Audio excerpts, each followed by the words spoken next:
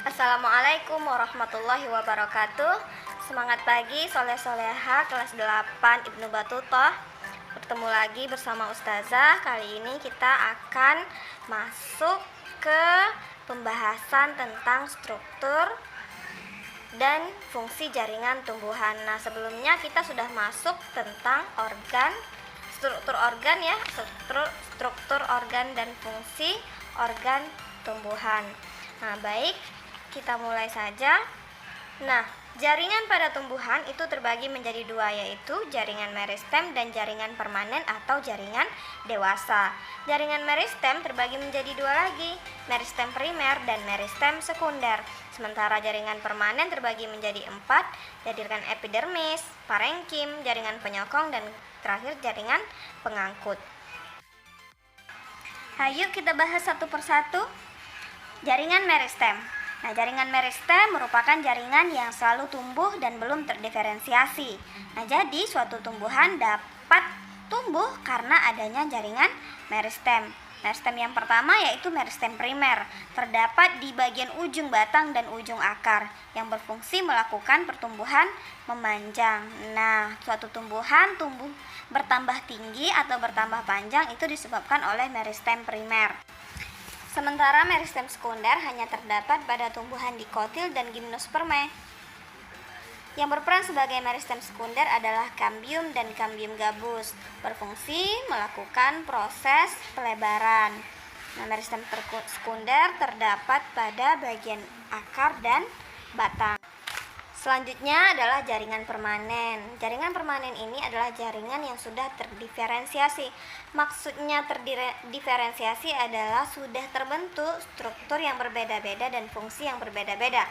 Jaringan permanen yang pertama yaitu epidermis, terdapat di seluruh bagian luar tubuh tumbuhan yang berfungsi untuk melindungi jaringan yang ada di dalamnya. Nah, beberapa jaringan epidermis termodifikasi menjadi stomata pada daun, duri semu pada mawar, kutikula, trikom, dan lain-lain. Jaringan epidermis tidak mengandung klorofil kecuali pada sel penjaga stomata di daun. Nah, seperti kita lihat di gambar ini ya, berikut adalah penampang melintang daun yang sudah dipotong. Bagian atasnya dan bagian bawahnya itu dilapisi oleh jaringan epidermis. Juga penampang melintang batang dan daunnya, bagian terluarnya adalah epidermis. Jaringan permanen yang selanjutnya adalah jaringan parenkim atau jaringan dasar. Jaringan ini paling banyak menyusun tumbuhan. Nah, terdapat di seluruh bagian tubuh tumbuhan dengan vakuola berlimpah. Nah, vakuola berlimpah ini berkaitan dengan fungsi parenkim sebagai penyimpan cadangan, bisa cadangan makanan, cadangan air, cadangan udara, dan lain-lain. Nah, seperti terlihat pada gambar berikut ini. Ini adalah gambar sel pada tumbuhan padi yang menyimpan amilum atau cadangan makanan, juga pada tumbuhan lili yang menyimpan udara, disebut juga dengan aerenkim. Jaringan parenkim ada juga yang memiliki klorofil, disebut dengan klorenkim. Kita lihat lagi penampang melintang daun berikut ini. Nah, parenkim yang terdapat pada bagian daun ini adalah pada palisade dan pada spon. Nah, ini yang disebut dengan klorenkim karena jaringan palisade dan jaringan spon ini berfungsi melakukan proses fotosintesis karena di dalamnya terdapat klorofil.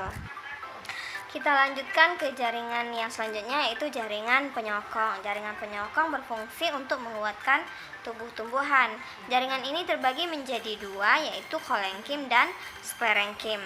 Nah, perbedaannya pada kolenkim ini tersusun atas sel-sel hidup, sementara sklerenkim disusun oleh sel-sel mati.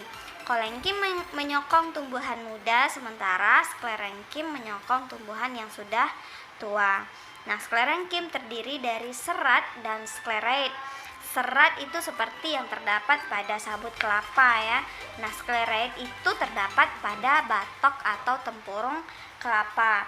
Nah, contoh skleroid lainnya misalnya adalah sel-sel batu yang terdapat pada buah pir. Nah, jika kamu makan buah pir yang ada kresek-kresek itu, nah itulah sel-sel batu atau skleroid. Nah, perhatikan gambar berikut. Nah, ini adalah gambar sel-sel pada kolenkim dan sklerenkim. Perhatikan ya, kalau pada kolenkim itu terlihat ada inti sel karena kolenkim tersusun atas sel-sel hidup. Nah, sedangkan pada sklerenkim tidak ditemukan lagi inti sel karena sklerenkim disusun oleh sel-sel yang sudah mati. Jaringan permanen yang keempat adalah jaringan pengangkut. Nah, layaknya seperti di tempat hidup kita ya, punya transportasi, tumbuhan juga punya jalur transportasi sendiri. Nah, jaringan pengangkut ini terdiri atas xilem dan floem. Xilem berfungsi untuk mengangkut air dan garam mineral dari dalam tanah menuju ke daun. Mengapa dibawa ke daun? Karena di daun terjadi proses fotosintesis.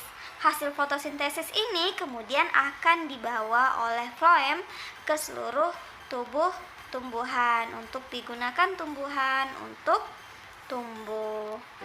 Nah, baik soleh-soleha, demikian materi tentang struktur dan fungsi jaringan tumbuhan. Semoga bisa dipahami ya. Stay tune, akan ada tugas di bagian tugasnya. Terima kasih. Assalamualaikum warahmatullahi wabarakatuh.